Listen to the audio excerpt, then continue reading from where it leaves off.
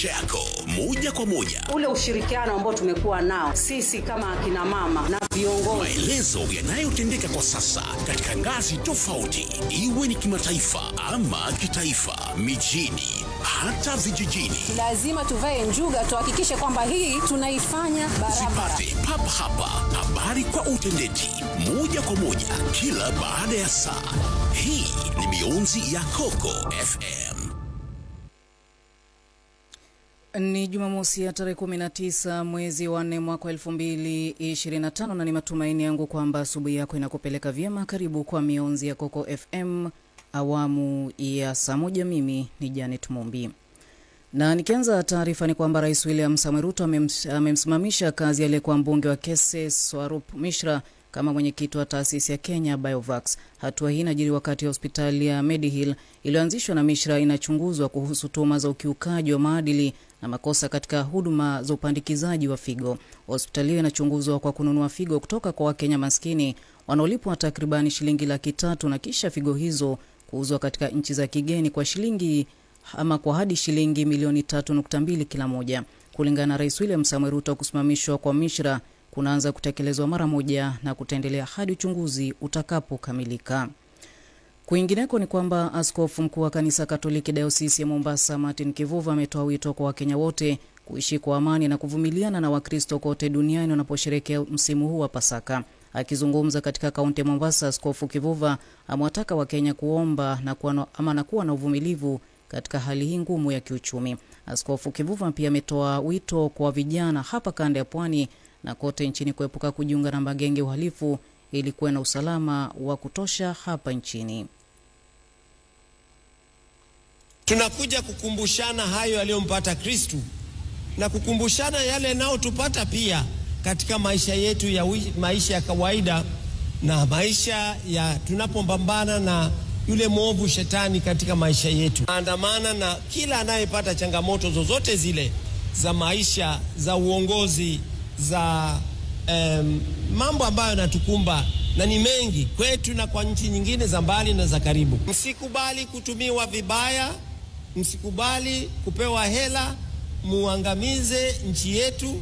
Tupigane au tutupie magari. Juzi tumeona magari yameporwa, yamepigwa mawe. Hii haifai. Hii haifai jamani. Kwa hivyo tunasukumwa na msukumo wetu kama Wakenya tuweze kufanya kazi na njia inayoleta maridhiano. Vile Askofu Kivuva ametoa wito kwa madereva kote nchini kwa uangalifu barabarani ili kudhibiti ajali za mara kwa mara hasa msimu huu wa Pasaka. Kisoma magazeti yetu na hata katika social media tunaona wanadokeza mambo ambayo yanaturudisha nyuma. Jamani, sisi tunakuwa tumealikwa tuwe kama mulika mwizi. Tumulike mambo ambapo hapafai, tuweze kufanya bafai. Wanafunzi katika shule za umma zilizoko mashinani hapa nchini huenda wakajipata katika hali mbaya hivi karibuni, huku Kenya inapojiandaa kwa mabadiliko makubwa ya kidijitali kuhusu namna mtihani wa kitaifa unavyofanywa. Mswada mpya unapendekeza kufutiliwa mbali kwa NEC na kuanzishwa kwa baraza jipya la kitaifa la mtihani ama la tathmini ya elimu ya Kenya lenye mamlaka ya kusimamia mitihani kwa njia ya kielektroniki. Ikiwa bunge litaidhinisha mswada huu na kufanya sheria, itaashiria mwisho wa NEC, bodi inayohusishwa na kwa muda mrefu na KCPE pamoja na KCSE, na nafasi yake itachukuliwa na baraza la kitaifa la tathmini ya elimu ya Kenya KNEAC. Mswada huu unalipa baraza mamlaka ya kusajili vituo vya kutathmini ya kielektroniki, kuunda mifumo ya mitihani ya kidijitali na hata kufanya tathmini kwa niaba ya taasisi za kigeni. Ili kuhakikisha uadilifu, mswada huu unapendekeza adhabu kali kwa wanaokiuka kanuni za mtihani, kumiliki au kusambaza vifaa vya mitihani, na hatia hiyo inaweza kufanya kuhukumiwa kifungo cha miaka 10 jela au faini ya shilingi milioni 2.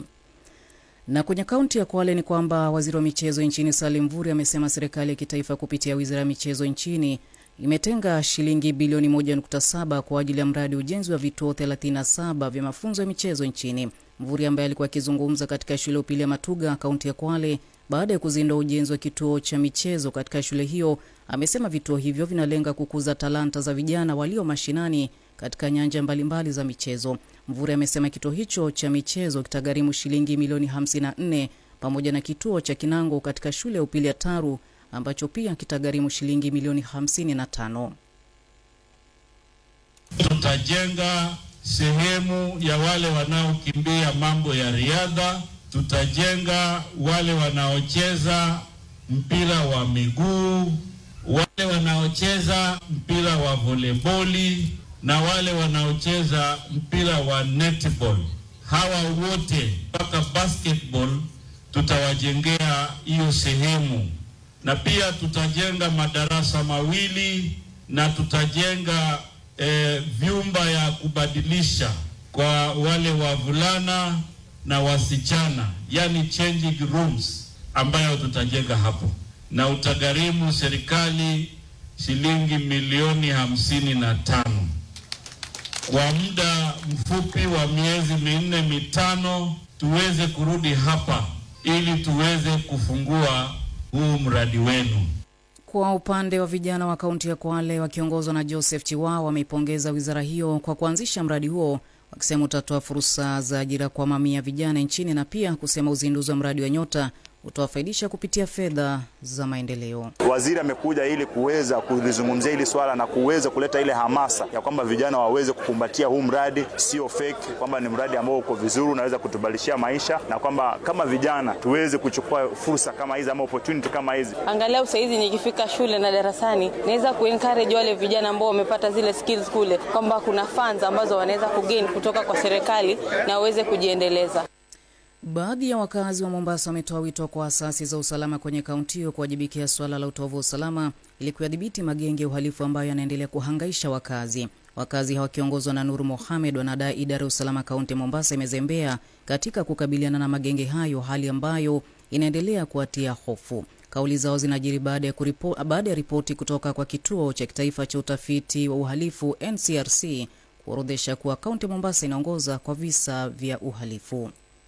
Kweli usalama hapa Likoni uko hafifu, kwa sababu ukiangalia wale vijana wadogo ndo ambao wameungana kwa hicho kikosi kibaya. Hao ndo wamekuwa wahalifu kabisa. Ni kweli vilili gazeti linaelezea, ni kweli tunayaona magenge, wamama wanakatwa, mambo ni mengi wanaofanyiwa. Hapa jambo ni rahisi, tena simbo. Wanao wafadhili ni nani? Wanalala wapi? Wanaishi na nani? Ni nani anayewatuma? Hiyo mabanga wanayaficha wapi? Wanao wafadhili ni nani? Mkianza na hao wanao wafadhili, hao vijana watanyooka na Kenya itainuka. Vile vile wametoa wito kwa idara ya usalama kubuni mbinu zifazo ili kuimarisha usalama kwenye kaunti ya Mombasa, na wanaohusika na visa hivyo wakabiliwe kisheria. Hawa maafisa wa polisi mara nyingi kupelekewa taarifa za utovu wa usalama, lakini hawashughuliki. Wanasema wanabuni mikakati yenyewe hatuioni, wananchi tunaumia, na Mombasa ni ndogo sana. Visa kama hivyo, mbona visa kama hivyo visithibitiwe? Ndio kuomba maafisa wa usalama wamalize ile jambo ili tuishi kwa amani. Hii ni mionzi ya Coco FM. Wasomaji wenye tajriba katika tasnia ya habari wakikuletea taarifa kwa wakati pindi yanapotendeka, tena kwa ufasaha, bila kuficha, bila vizuizi wala kukawia. Hii ni mionzi ya Coco FM. Karibu tena. Na katika rubaa za kimataifa ni kwamba chama kikuu cha upinzani nchini Tanzania Chadema kimetoa taarifa inayodai kuwa mwenyekiti wa chama hicho Tundu Lissu ametolewa mahabusu na kupelekwa mahali kusikojulikana. Lissu amekuwa akishikiliwa mahabusu katika gereza la Keko lilopo jijini Dar es Salaam toka alipofunguliwa mashtaka ya uhaini juma iliyopita. Taarifa imeeleza kuwa watu hao hakupewa maelezo yoyote rasmi kuhusiana na mahali alipopelekwa. Chadema imelitaka jeshi la magereza, mamlaka husika na vyombo vya dola kutoa taarifa wazi na haraka kwa umma kuhusu mahali alikopelekwa Tundu Lissu. Msemaji wa serikali ya Tanzania Gaston Msigwa ameliambia shirika la habari la BBC kuwa Lissu anashikiliwa na vyombo vya dola ambavyo na tayari kesi yake iko mahakamani kwa mujibu wa sheria. Alipoulizwa kuhusu madai ya viongozi wa Chadema na familia kuzuiwa kumwona Lissu na taarifa kuwa ametolewa gerezani Ukonga, Msigwa amejibu kuwa maswali hayo yaulizwe jeshi la magereza. Juhudi la shirika la habari la BBC kuwatafuta magereza hazijafanikiwa hadi kufikia sasa. Ni saa 1:11 zimekatika, na kufikia hapo sina la ziada kutoka kwangu ila kutamatisha mionzi ya Coco FM. awamu ya saa 1. Tupatane tena pale mwendo wa saa 3 asubuhi ambapo nitakuwa narejea na muktasari wa mionzi. Mimi ni Janet Mombi. Hii ni mionzi ya Coco FM. Maelezo yanayotendeka kwa sasa katika ngazi tofauti kila baada ya saa. Hii ni mionzi ya Coco FM.